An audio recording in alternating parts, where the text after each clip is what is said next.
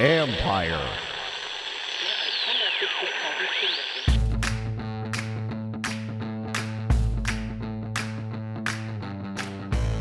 Hello and welcome to my podcast. Today, I'm joined by Michael Phillips of the Richmond Times Dispatch as we discuss rookie minicamp. What stood out to us? Why is Pete Hainer the number one coach we want mic'd up, and more? Plus, I share a few observations after watching the rookies for a couple days. You can follow Michael on Twitter at MichaelPRTD. You can read my work on ESPN.com and follow me on Instagram at JohnKindESPN. I'm posting videos from practice over there as well as on Twitter. Before I share a few thoughts, don't forget to sign up at monkeyknifefight.com. Use promo code JKR for a free $5 daily fantasy game, and they will match up to $100 on your first deposit. Now, a couple nuggets of information. One of the offshoots of a smaller camp, there were only 16 guys there, was the more intense individual work the players received. There were 2 tight ends who received every F-bomb tossed by Pete Hainer. There were 2 offensive linemen, so they got a lot of work with John Matsko, et cetera, et cetera. Jarrett Patterson was the only running back. The result, more time for drills, more time to get better. There was one time Friday when Hainer had rookie John Bates do a second rep simply because he saw improvement in what he was asking him to do going in a sled drill. And he wanted him to do it again, as he said, while you're still feeling it. Repeat that technique. Have it more seared into his muscle memory. Often with these situations, you have a lot of guys to filter through, so it's difficult to get that sort of individual attention. It's not unusual to have them repeat a rep, but to do it over and over would be different, and it's just so many more reps for these guys. And these are the guys who they're eventually going to count on to make the team and then ultimately help. More on John Bates. Moves well, not great, but well. And you could see some of that athleticism. He absolutely needs to learn to sink his hips. That was a point of emphasis for Hainer. So you'd see that at the sled. Not allowed, he needs to learn how to lower that backside, but instead he was lowering at the shoulders and the head area, bending at the waist, losing some power. He got better over the course of 2 days, and I think he's going to help. But again, that's what this weekend is for. And so when you watch these guys, if you see clips, these are not finished products. So don't take it as that. Take it as just a first glance or glimpse of who they are right now. The key is, what do they look like in June, and then August, and then beyond, because it's a never-ending process for these guys. It takes a while to really get to where you need to go. As for Sammis Reyes, one comment I heard from someone there was that he really has no idea what he's doing right now. And that's probably how it should be. I mean, he's new to the game. That was not said in a bad way, but in a way that they understand he has a long ways to go. So keep that in mind. Again, when you watch his videos or hear things, I posted a video on Twitter, and some people automatically project him to either be a superstar or a complete waste of time. It's ridiculous. He's neither one right now. He's a guy who's trying to develop. You can tell at times that he's thinking a whole lot while running his routes. He looked a little robotic at times because of that, and that's to be expected. This could be a couple years process before he really gets it. The key will be whether or not he looks better in June again and then in August. He may never get it, but he's worth a shot because of his physical tools and his work ethic. There were some routes in which he ran his after Bates, and they ran it at different depths, sometimes in several yards difference. I'm not sure who was wrong. It's just an observation. On Saturday, Hainer got on Reyes for needing to finish his routes. Rather, there were a couple times he seemed to stop running, whether after the catch or before, and there was some point in the route, and that kind of drove Hainer nuts a little bit. I like talking to Reyes in our post-Zoom presser. I have no clue, again, what he'll eventually do. All we can go on right now is his athletic gifts. And then, he's working at it. He also is he's an impressive physical specimen. I mean, he looks the part. So that's, a start for him. And that's what intrigued him. He told us how he had a few whiteboards in his apartment. And when he'd walk by one, he'd have his girlfriend call out a play, and then he'd draw it up on the whiteboard.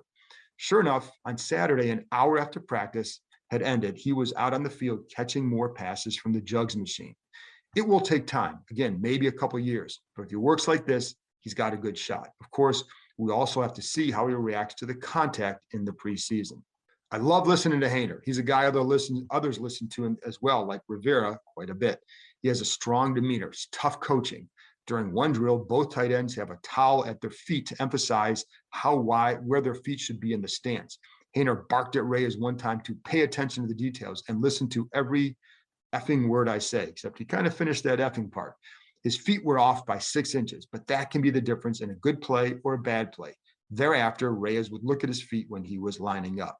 On Saturday, they spent a lot of time working on their stance and pass protection, where to place the weight, how to backpedal to make sure your weight remains in the right place, front leg, where to have your hands, etc. Again, there's a lot more attention paid to that because there were only 2 of them during the drills. Ron Rivera said Jarrett Patterson reminded him of Darren Sproles, whom he was on the staff with when Sproles played in San Diego. Patterson is listed at 5'7". I'm not sure if that's his listed, that's his listed height. I don't know if he's that tall. We didn't get a chance to be next to him. Sproles was 5'6", but Sproles was faster. He was timed at his combine at 4.49 in the 40. Patterson was a 4.51 in his pro day when the times are almost always faster. So, but I'll be curious to see what they do with Patterson. He's proof that you can't put too much stock in college stats or the fact that he didn't catch the ball. He only caught the ball 20 times at Buffalo. But a lot of what he worked on this weekend in group drills was catching the ball. Of course, with no defense, it's hard to run the ball. So the list is a lot about passing, but he showed that his hands shouldn't be an issue. Now, I like the way he caught. He caught the ball with, he got his hands out in front of him, wasn't bringing it to his body all the time. So wasn't catching with his body all the time. That's good. Now, to be an effective third down back, which is what you could see them trying to do with him. And he also, what you have to learn, to be an effective third down back, you have to learn how to run routes, and you have to be a good pass protector because you're not always going out on passes. Sort of makes you easy to defend if that's all you do. So let's not go overboard yet on Patterson, one step at a time. Let's see him work against the varsity and go from there. But I do want to see how he develops in a third down back role. Again, you always have to look to the future because building a team is not always about the here and now. J.D. McKissick is entering the final year of his contract. They'll need a third down guy in 2022 if they don't keep him. Could that be Patterson? I don't know. But this is what you start to develop him and see if he can become. The defensive players were on the opposite end when we were out of the practices, so it was really hard to see them. We're not allowed to walk over there and get a close-up view like we used to because of the whole COVID protocols. But I can tell you that Shaka Toney looks like an athlete. He's a long arm too. I like how he uses his hands in some of the drills that I could see. That length comes in handy. And I'll be curious to see how they plan to use him as he develops. Again, I'll have more on him this week in a podcast when I talk to his coach at Penn State. But I do think he could play off the ball here, and we'll see if that actually comes to fruition. Also, Jamin Davis, I need to talk about him because he looks the part. And Michael and I talk about him in a few minutes, so I'm not going to spend a lot of time here. He just looks like he's an athlete, but that's really all we saw. What you really want to see with him is how does he take on blocks? How does he fit in the run game, et cetera? And again, Michael and I talk about that.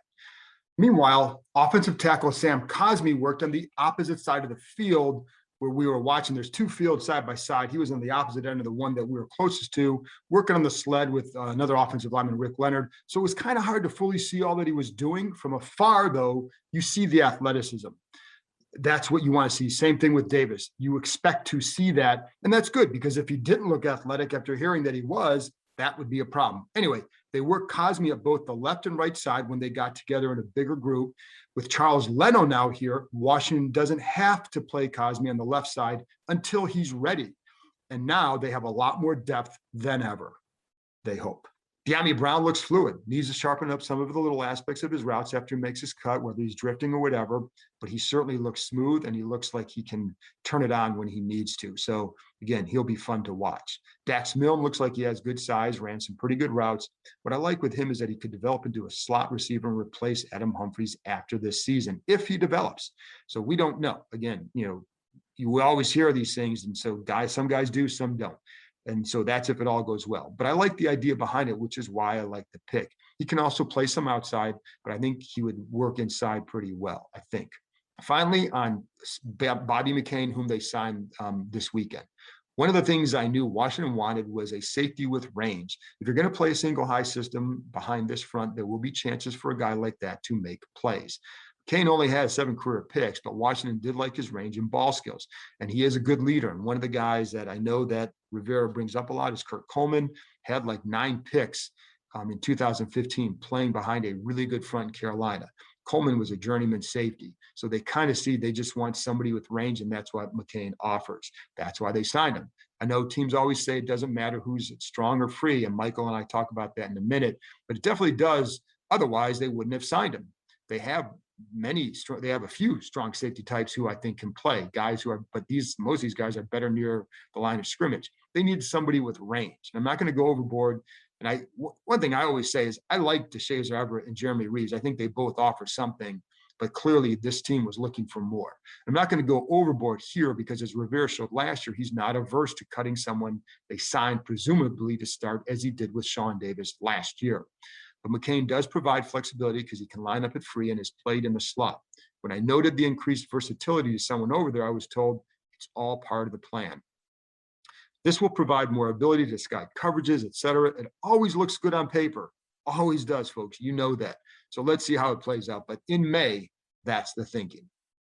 Anyway, that's it from me. I'll be back after this break with Michael Phillips from the Richmond Times Dispatch. We touch on the rookies, how the offseason went, and even Aaron Rodgers.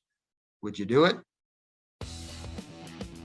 Hey, everyone. I want to tell you about a fun new offer from Monkey Knife Fight that can enhance any sports experience, whether you're at a game, on your couch, or in a bar. It's a daily fantasy sports league that is easy to play.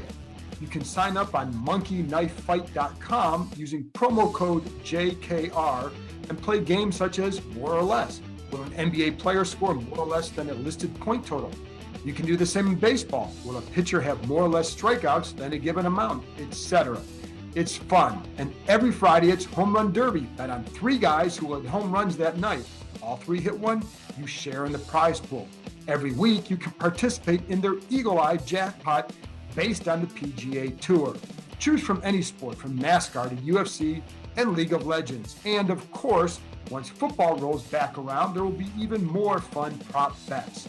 This is daily sports betting designed for the average fan to use their knowledge and have some fun. Sign up now at monkeyknifefight.com and use promo code JKR. That's promo code JKR. Welcome back. Now here's my conversation with Michael Phillips from the Richmond Times Dispatch. We're back with America's podcast guest, Michael Phillips. All right, Michael, we had our first chance to see the rookies. And the biggest impression for me is, or the biggest thought I come away with is, how can we get Pete Hainer mic'd up for a practice and we can go listen to it? You know, all the money they lost during this pandemic, the ticket sales, you could make it all back with the Pete Hainer wired up DVD. That dude is incredible. And for those, if you don't know, he is their tight ends coach, and he's a colorful drill sergeant, I guess. I mean, how would you describe him? Yeah, he'd be the star of Hard Knocks for sure if they ever did this. God, yeah. He's hard on the guys, but like not in a straight military way. Like he kind of jabs at them, right? Hey, I could do this, you can do this, but with many more F-bombs. Yeah, with a lot more F-bombs, and it's colorful, but he's not like. But I also feel like when he does it, he's not being a jerk at all. He's just coaching them hard, and I enjoy it. I think the guys really respond to him, yeah. And it's clear he likes Sammis Reyes, which is cool. He coaches them hard, but he also knows that's how Sammis wants to be coached because he wants to learn how to play. Right. So what were some of your takeaways then from the couple of days we were out there? Yeah, and I'm sure we'll break down the players in a minute. My first takeaway was how crazy it was to just have 16 players out there. I don't think I've ever seen a practice quite like that where a lot of the position coaches just had 1 or 2 players to work with. It was very individualized in terms of the attention. I've never seen anything quite like that before. It was pretty incredible to see. And, because of that, we don't have these broad, like, here's how they looked in competition takeaways. But, you expect the first, second, third round guys to look a certain way, and they do. Jamin Davis looks like an NFL player. De'Ami Brown looks like an NFL player. Cosme obviously does. We'll see how they do against competition, but boy, they look the part. They do, and I think that's really all we're going to see right now is how do they move? Because they're not going. You're right, with 16 players out. For those who, in the past, every other year before last year, you'd have 40 to 50 players out there with all these tryout guys who are more undrafted free agents. So you'd have a lot of players out there, so you could actually field units. This feels like if you're coaching basketball, only 4 guys show up for a practice. You can only do so much. You're scrimmaging on air, and so every pass looks better. The running back looks great. Everything looks good, but it really is about watching how they move. So let's start with. Well, I'll start with Reyes because he's one of the more intriguing guys. We can get to the draft picks in a minute, but what was your takeaway on Reyes? He's not ready to play in the NFL, but dang if he doesn't have a great work ethic and he's working towards it. I think you saw what you wanted to see in terms of coachability, eagerness, says all the right things, is doing all the right things. Look, this dude hasn't ever played he never played in a college football game before. So I think any expectations of him contributing this year are probably a little optimistic at this point. Maybe he makes a great turnaround between now and training camp. Maybe it just all clicks for him. I think he's going to be much more like Mo Alley Cox, a guy who sat for an entire year before finally having the chance to break into that rotation. Yeah, I think this is a couple-year process for him, and you can see that the way he moves out there is like he's obviously not fluid yet, and he's not feeling. You can tell when a guy is thinking a lot out there. I think that's where he's at. Of the draft. I'll say one more thing about him while we're on him, because everybody's he's got to be on the 53 because they gave him a bonus or whatever. We go through this every year on cut day, Con. Yes. You know this. We go through this. Oh, they can't cut this guy. He'll be claimed by another team because he's so great. There are 32 teams with fan bases all saying, you can't cut this guy. Everybody will want to pick him up. Teams fall in love with their guys. Nobody's moving heaven and earth 1 week before the regular season opener to get Sammis Reyes on their 53. It's just that's not how it works. And I thank you for bringing that up because I've already heard that. And what I remind people is I've heard this every year, and there has yet to be a player where I feel like that's happened to, where they, like, if they really want him, that they're going to, they'll lose him, or if they lose him, that he goes somewhere and does something else. I mean, so we heard this about Cam Sims. You couldn't put him on there. And guess what? They put him on there and he still wasn't claimed. Now, he did well at the end of last year for this team, but nobody else deemed him worthy of developing, because if he's a developmental guy here, he's a developmental guy somewhere else too. And that means you'd have to put him on your roster. And, so I'm with you with that. Like, thank you for bringing that up. Because it's an important point for people to know. It rarely, if ever, happens where the fan favorite or whoever it is gets cut or gets put on the practice squad and then gets picked up and goes somewhere else. Who was the receiver from a couple years ago? You know what? He went to the Saints. Yeah, it was right. The Indiana kid. Simi Cobbs, was that? Yeah, Simi Cobbs. Yeah. Mm-hmm. And Nate Sudfeld also got poached, of course. And Nate, well, I will say, like, in fairness, like, Sudfeld did help this team last year. So, so. That is the true long play right there. There you go. So with the draft picks, so we weren't able to watch the defense. Did you get anything from the defensive players? I mean, they were on the other side. They were another field away. So our vision it was difficult to see them. But did you get anything from them? I enjoyed talking to Derek Forrest and talked about how he's learning to play both safety positions, strong safety and free safety. That's just so important in Ron Rivera's scheme. And I think this ties along with the Bobby McCain side too. They don't need a strong safety and a free safety. They need two really good safeties. Well, what they also want, and McCain gives them, is a guy who has some range back there, and that's really what they need, because when you go to you do have to be proficient in the other. So if you're a free, you better be proficient in the strong, because based on the rotation or the motion, you may have to come down in the box too. So, but but just so like I said, it was hard to tell with the defensive players how they really looked. And Jamin Davis, I mean, what are the things we're going to grade him on? Run fits, exactly. Receivers who he has to drop into coverage against. We didn't get to see any of that. What we saw is that dude's a freak. He's a genetic freak who, I mean, just, as all first-round draft picks always are. But, these guys, just when you see them up close in person, I'm sure we'll talk about Jaret Patterson, who's the opposite of that, which is why it's so remarkable. But when you see these football players up close, like, everybody knows a big guy or like somebody who played college basketball or something. And then this is like another level. It's insane. It is. And I think that's the thing that, because his athleticism is a big reason why they drafted him. If you didn't see that, there would be problems. We did see it in the drills or whatever. So what you need to see is what happens when he's going up against the big boys, right? Against the varsity. And so that's when we really get to see. And you're right. Like the stuff that you need to see from him, we're going to see. It's going to take a little bit of a while. So Jared Patterson, you brought him up. I mean, he's 5'7". What'd you think? He stands out. Like Chris Thompson stood out. I think he might be shorter than Chris Thompson. He's certainly in that mold, though. Darren Sproles 5'6" as well, so certainly comparable there. He's got burst. They like what he has, and you can never have too many running backs. But what intrigued me was after practice, he fielded some punts, he fielded some kickoffs. They're eyeing him as maybe being in that returner role too, which is intriguing to me. Well, and I think he'll be good to have and to develop. I think you can keep him around the practice squad too. If he doesn't make the roster, I think he's a guy that's worth seeing how he can develop in those other roles that he was not filling in college, because he's not going to be a workhorse guy here, but he can't. But if you can get him to fill a role, then you have found something, and that would be for him what you really want to see. What about with De'Ami Brown? And then Dax Milne, that receiver. He had probably the highlight catch of the day today, which dropped everybody's jaws. It was very impressive. He kind of snagged one over the middle. On a day where there weren't a lot of highlights, a wide receiver is always good for one. So it's fun to see him, knock one out like that. Another guy who, is he fast? Who knows? They don't go to full speed at rookie mini camp. We'll get a chance to see that later down the line. But the third round pick, that has just been so money for this team recently. And he's got the hands, he's got the raw ability. And I think he is entering a great situation alongside McLaurin and Samuel. I agree. Could you get a feel for John Bates, Sam Cosmi, either of those two guys?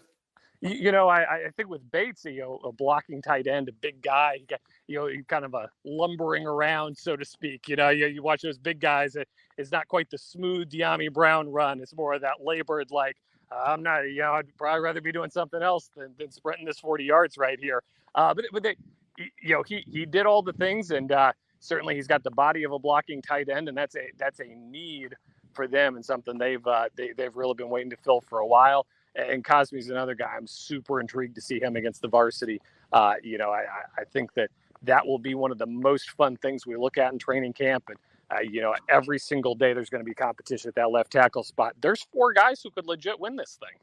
There are. I think that's why it's going to be very intriguing. But it is, it's really hard, Michael, to really get a full gauge from this compared to years past because there are so few guys. And so we keep, but I still think there are things you can glean from them, but it's just so different. And I think, you want to find something where you can say, this is something that I really saw. But with Cosmi, again, you're going to have to see how he works against a defensive lineman. But in some of those little drills that they were doing, he looked pretty good. He looked like you would think he would as a guy who was known as an athletic tackle. And it's one of those things where it's not like, hey, I can come on the podcast and tell you these 10 things I wrote down, but it's really cool to see, with no crowd around, without a lot of people around, how the assistant coaches coach these guys up. Right. The attention to detail and the attention to the drills. Like, you talk about football being a year-round job for these players. You could just tell the passion and care these assistant coaches put into every drill, every movement, everything they ask the players to do. It's really fun to get to watch in that kind of more intimate setting. And it is. And I think along those lines, you always, if I'm a coach, I'm always looking for a benefit that you got. And I brought up the coaching 4 kids in a basketball practice because the other kids were sick or couldn't make it. I've been in that experience. So you always try to look for what is the positive that you can get out of that. And it's always more individual attention. I can't believe we've made it this far without talking about the Cheese Man, though. Well, you got to save him. Yeah. But before we get to the Cheese Man, but it's the individual attention. So you have one coach for 2 guys for an hour out there just with them, and they're getting rep after rep after rep. And if you don't like something, you can fix it right now, as opposed to the guy getting back in line and watching 5 or 6 other people go. I think that was one of the benefits of this smaller group too. Especially for these rookies, and you don't know how they've been training or who they've been training with. This is stuff they can take home to their trainers and say, hey, here's how I'm doing it in Ashburn. Let's make sure we're doing it this way so I'm ready for training camp. So what about the Cheese Man? He's a long snapper. All right, there we go. That's it. I will say, he's stepping into big shoes with replacing Nick Sundberg, and not just from an on the field standpoint, but that group was really tight. He and Tressway and Dustin Hopkins, that was a really tight group that it would be very difficult to come in after him with Tress and Hopkins. That is true, but if there's any group of people you would want to like be stranded on an island with, it's those guys. Tressway is probably already like sent a cheese basket over, and maybe one of his board games, welcoming committee. He's got some cheese trivia ready to go. It's a lock. Like, what are the five most popular cheeses in the world? Right? I mean, it's a guarantee we'll get that at some point. That dude is a treasure trove of knowledge. Forget Aaron Rodgers. He should be hosting Jeopardy. All right. Well, I got two more quick topics. How would you rate their offseason to this point? I think it's been an incremental offseason and not an exponential offseason. They have moved forward in incremental ways. They've built the depth. They've built the experience, the veterans, the former captains, all those things Ron Rivera wants. But there hasn't been, the push the chips to the middle of the table that you see sometimes in teams that feel they're right on the verge of something. I think this is a team that Ron Rivera perceives as still building and learning, that this isn't the year, but this is a year where they can get closer to getting to that. What if Green Bay calls about Rodgers? How much you willing to give up? He's Aaron Rodgers, man. I mean, it's where this if they got a guy like Aaron Rodgers, they're on the short list of contenders, don't you think? I do, and I would even roll this back a little bit of the ways if they get the deal done with the Lions for Stafford, who is not an Aaron Rodgers, he's just a Matt Stafford. I think that maybe still changes the approach of the offseason in terms of the aggressiveness you approach it with. Yeah, and if you look at it, like they would have traded Jamin Davis and maybe De'Ami Brown or Benjamin St-Juste to Detroit for Matthew Stafford. That's how it looks, because it was a first and a third. So that would have been what they would have been giving up for him. So we'll see. My own take on that one would be that for them, clearly they would have you have to have some level of interest because it's Aaron Rodgers and you had interest in Matthew Stafford. Why wouldn't you? But it would put them in contention right away if they could do it. Of course, then it's like what are you selling of your assets to get that maybe 4-year window to maybe win. So, I've given this response now 3 times this offseason. Pre-controversy is yes, of course you go all in for Deshaun Watson. And then after that, yes, of course you go all in for Russell Wilson should he become available.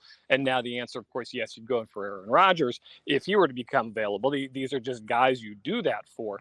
But at the same time, it's the functionality, the progress around here in terms of building the culture and establishing Ron Rivera is in charge. You can only do these deals if it's still clear that Ron Rivera is the one calling the shots. Right. You look at Tampa last year. Obviously, that went very well for them. They won a Super Bowl. But midway through the year, Arians doesn't want to add Antonio Brown. But guess what? Bruce Arians doesn't run that show anymore. He's not the one in charge. It's the LeBron situation there. Yep. And I'd be very wary to enter into that so soon after all the dysfunction we've seen over the years around here. Well, because the big quarterback decisions typically over the years have been mostly come down from above. And when you're right, because if the coach doesn't want him, if the other people, and listen, I don't think it would be about whether or not you want Rodgers or not. It's what are you willing to give up for him, as much as anything, because I think that was always part of what held the Shanahans back with Griffin was as much what they gave up to get up there versus actually drafting him. So and with a guy like Rodgers too, I mean, who does he want to bring with him? What other guys? What kind of schemes is he going to want to run? How does he impact the rest of your team all the way on down? You give up a significant degree of control when you do something like that. But you also haven't brought up the most important thing is that it'd probably get me on SportsCenter even more. So I'm surprised you didn't bring that up. It boosts the old ticket sales, that's for sure, man. And we're in Green Bay this year, so you get the reunion game right out of the gate. That'd be a heck of a weekend in Lambeau. They're used to doing this by now, though.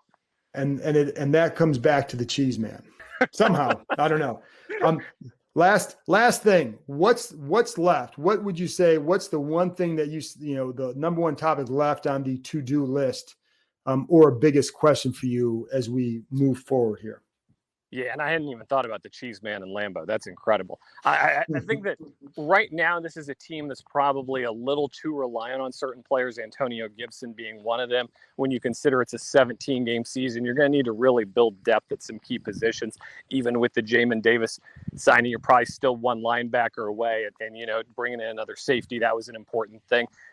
As much as fans are excited about the top line here, in a 17-game season where you aspire to an 18th and a 19th game, depth is important, and building that depth is important. And you can never have too many good plays. 4 left tackles here, that's good depth.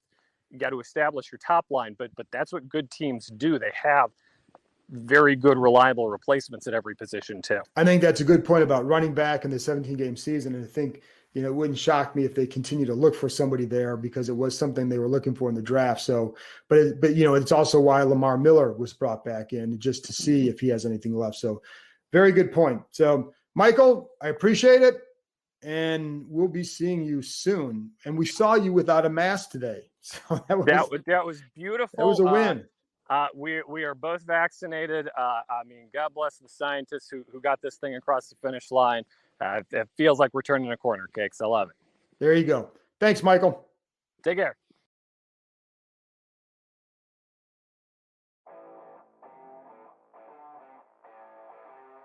This show can be found on Podcast DC, the new local app with hundreds of options in local news, health, and, of course, of the DMV region. Download the Podcast DC app to hear all the Empire shows, as well as the other great content. Hey, this is Joel Corey from Inside the Cap. I know you're enjoying the John Conn Report, which gives you insider access to the Washington football team, everything you want to know, which is going on with the Washington football team.